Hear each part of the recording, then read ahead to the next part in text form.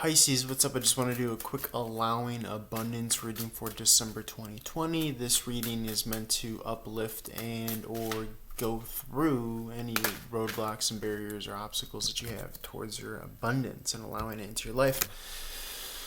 Whatever shape, way, or form you may define that as, could be physical, mental, spiritual, could be finances, relationally, could be, opportunity. However you define abundance, this is just trying to find a way to just mark out a clear path directly to it. This Six of Cups in the reverse speaks to Scorpio season, which we left not too long ago.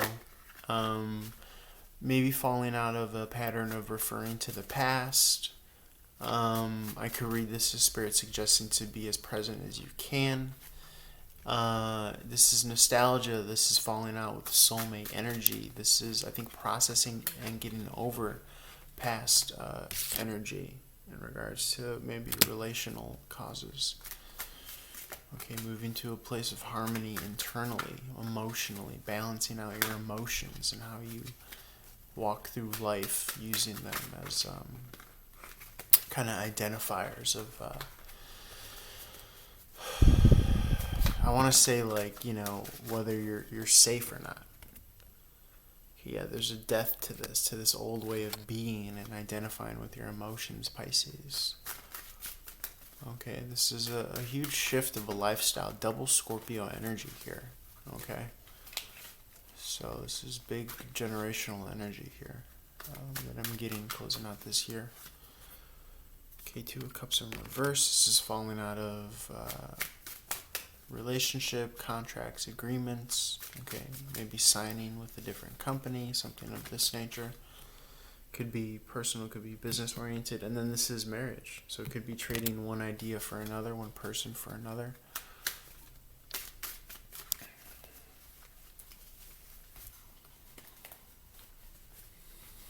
A lot of the downloads that I've been getting recently speak to being complete here and now, being whole here and now. And when we start to choose that residency internally, then that's when things start to shift and come in. But again, it starts with that decision-making process here and now. Right now, I see that you're not being receptive to either allowing or accepting some sort of offer that could be coming to you because it doesn't suit your expectations or it doesn't fit some sort of past mold identifier as to what's right, what's appropriate, what's right for you. Okay, but a lot of the times when we keep on kind of waiting for perfection, then we never allow ourselves to accept the perfection of right here and right now. And that's kind of what I'm getting for you, Pisces. Again, choosing peace and harmony, an optimal state of a full heart of gratitude right here and now. Look up Dr. Joe Dispenza. He talks a lot about kind of changing your frequency, your vibrational pool internally by filling up your heart with gratitude and putting your attention and focus on your heart and really feeling whole and complete right here and now, Pisces. So that might be a spiritual practice. It's kind of where science and spirituality meets the road with each other.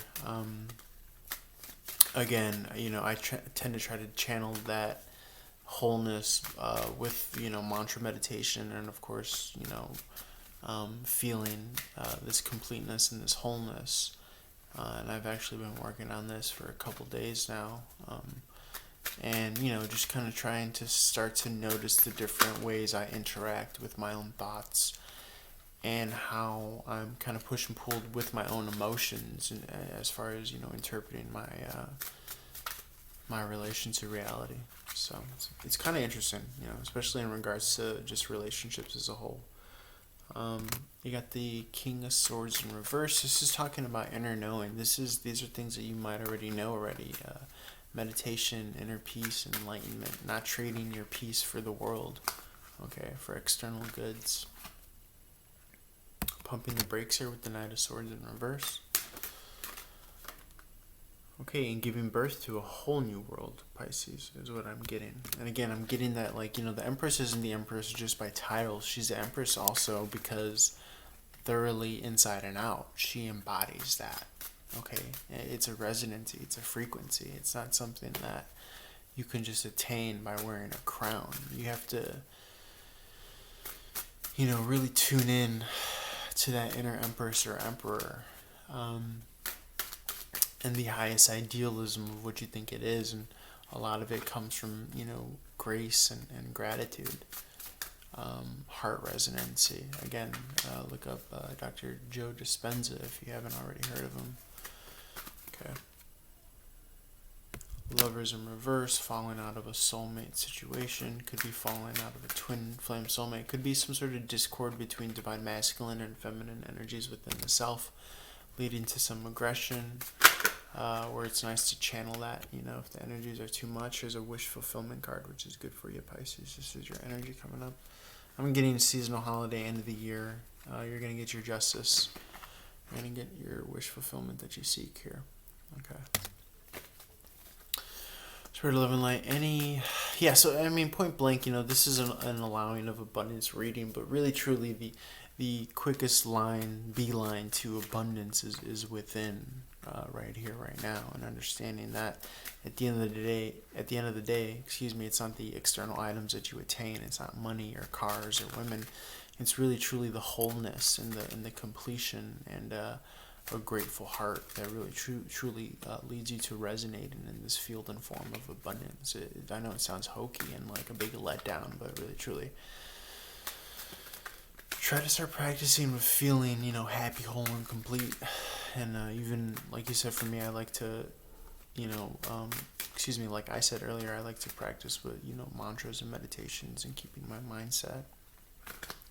And I think where this whole abundance notion comes from, this sense of wholeness and completion, it comes from, kind of what I've touched on in my tarot, teachings in the past, which, especially in regards to the twin flame journey, but just in general, the fact that we have divine masculine within us, we have divine feminine within us, we have the divine infant child vulnerable self within us that we have to take care of.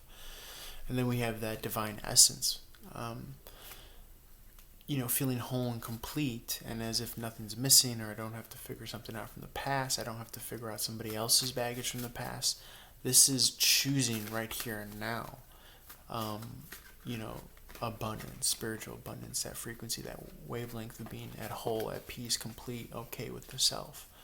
Whereas materialism teaches us that once we have this external thing, then we'll have peace inside. Spirituality teaches us once we choose to resonate at this peace and wholeness and completion and satisfaction with the self, gratitude, a grateful heart resonance, and that's when we start to radio in this as a reflection externally. Okay, it's an easy trick to forget because we're led to believe that this consumerism, watching YouTube all day, or having to churn out content, or having to go to work and live this regular 9 to 5.